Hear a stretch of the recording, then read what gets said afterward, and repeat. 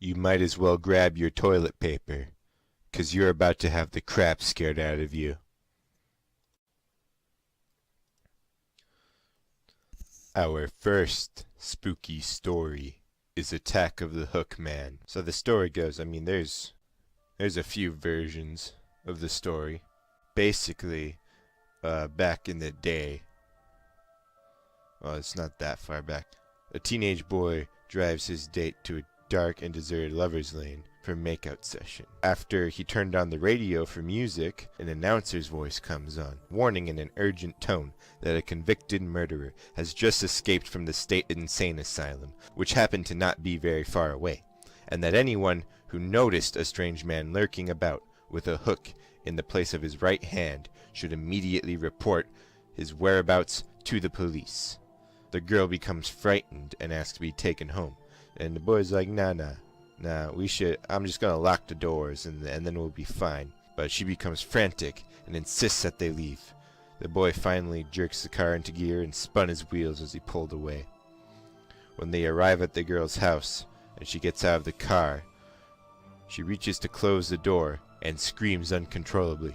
The boy ran to her side to see what was wrong, and there, dangling from the door handle, was a bloody hook. Dun dun dun. Ooh, that one was real spooky. Ooh, I don't know about this. This is scary. No one died though. No one died. Everyone was fine except maybe the hook guy. Why would they even let someone in an insane asylum have a hook for a hand? That sounds dangerous. This next one is called Spiders in the Hairdo. There once was a girl with braids.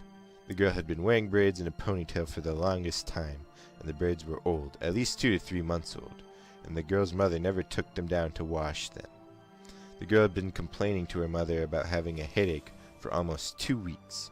Her mother just brushed it off, you know.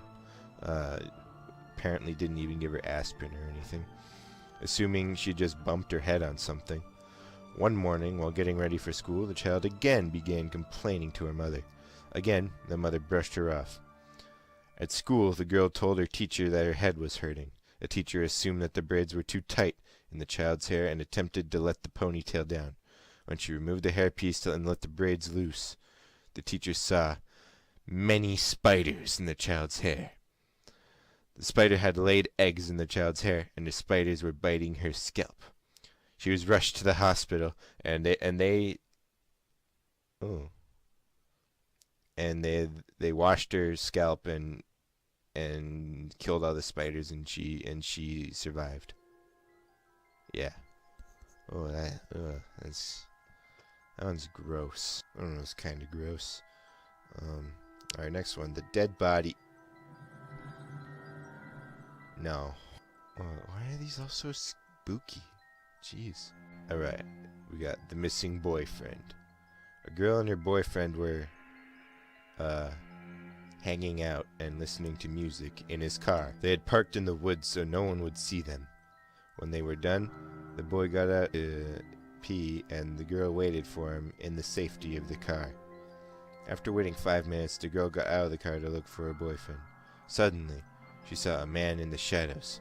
She jumped back into the car and was starting to drive away when she heard a very faint squeak, squeak, squeak.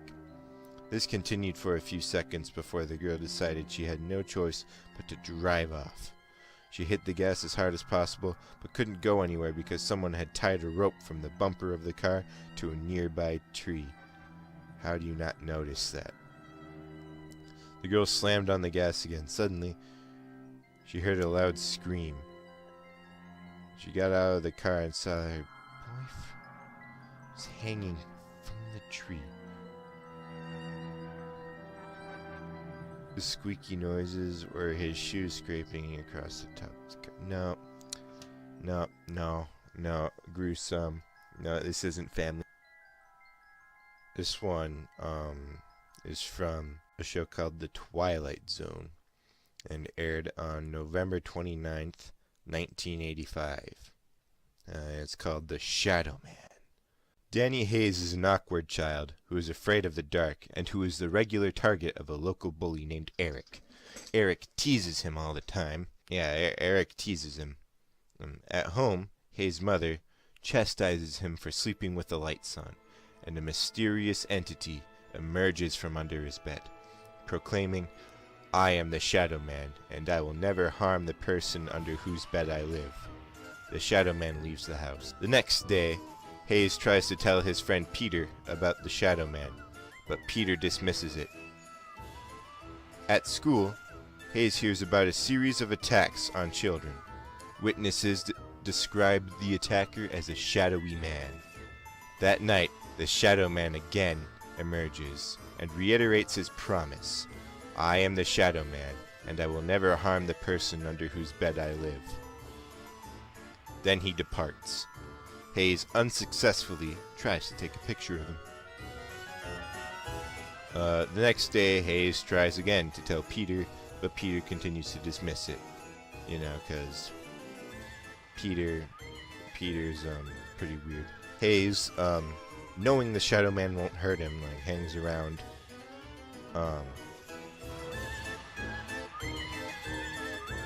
Whatever.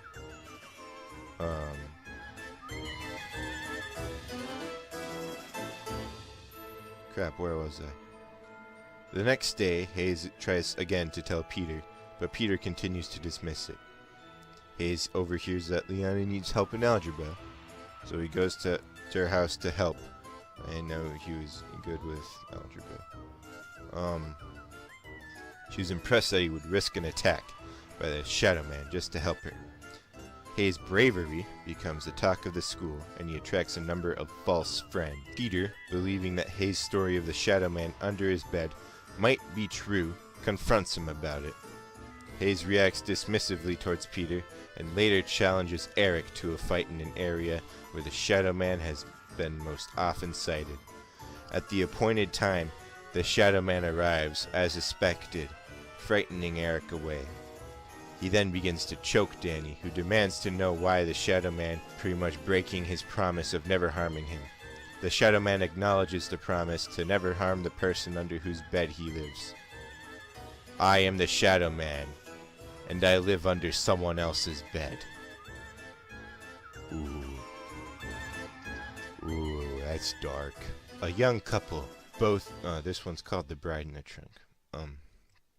A young couple, both 18, decided they would get married after they finished high school. Wow, what is this? A long time ago? That never happens. The father of the bride lived in Palm Beach in a mansion. Oh, he lived in a mansion, so they were rich. The father of the bride lived in Palm Beach in a mansion and was able to afford a big wedding for them. To make a long story short, they got married and the wedding was beautiful.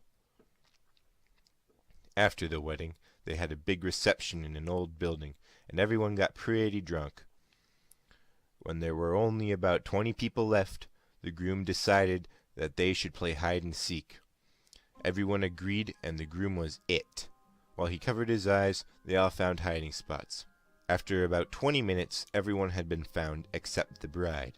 The guests looked everywhere and tore the whole place apart looking for her. A few hours later, the groom was furious, thinking the bride was playing a terrible trick on him. Eventually, everyone went home. A few weeks later, the groom, having filed a missing persons report, gave up looking for her. Heartbroken, he tried to go on with his life. 3 years later, a little old woman was cleaning up the old building. She happened to be in the attic and noticed an old trunk. She dusted it off and, out of curiosity, opened it. She screamed at the top of her lungs, ran out of the building, and called the police. Apparently, the bride had decided to hide in the trunk for the game of hide and seek. When she sat down, the lid fell, knocking her unconscious and locking her inside. Oh. According to all known laws of aviation, there is no way a bee should be able to fly. Its wings are too small to get its fat little body off the ground. The bee, of course, flies anyway, because bees don't care what humans think is impossible. Yellow, black, yellow, black, yellow, black, yellow, black. Ooh, black and yellow. Let's shake it up a little.